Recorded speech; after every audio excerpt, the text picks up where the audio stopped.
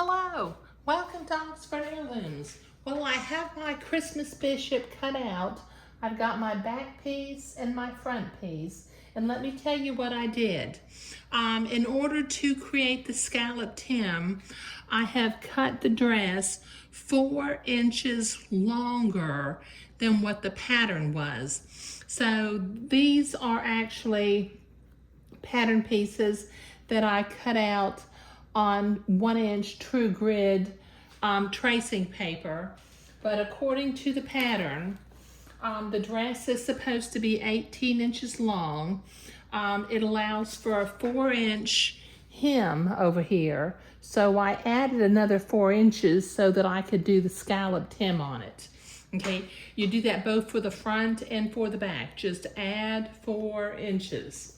Okay, now what I've got cut out here, the back, the front, I've got the placket piece for the back, I've got the neckband cut on a bias, and then I have the little pattern piece for the cap sleeve, which I did not cut anything out.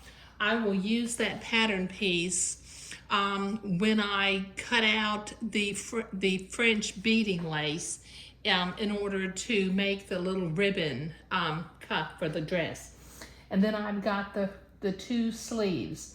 Now on my pattern, I cut it out for a capped sleeve, but I've got a little note to myself to add 1 inch if I'm going to add lace and do smocking on the end of my cap sleeve. So just kind of keep track of what you're doing with your patterns. Okay, once again, I'm using the pattern Bishops and Bonnets by Chery Williams. And you can use any bishop pattern that you have. Whatever your hem allowance is, if it's 4 inches, add 4 inches to the dress. If your hem allowance is 6 inches, add, 6 inches to the dress. Just whatever your hem allowance is, that's what you want to add to the dress. Now, what I'm going to do next is I'm going to go to the sewing machine and I'm going to make tiny little French seams for all of my raglan seams, front and back. And then I'm going to pleat the dress. Now the smocking plate that I'm using is Roses and Ribbons by Ellen McCarn. I'm doing the Christmas version over here on the right.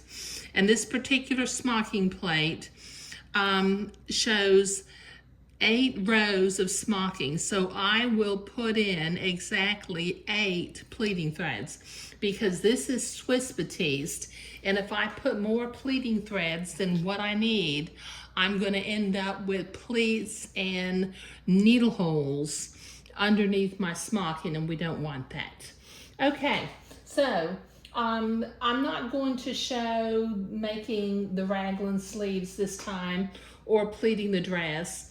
And I will smock before I come back also. So in the next video, I will have the smocking complete. And we will move on to constructing the rest of the dress and paying close attention to how to create that scalloped hem. Thank you.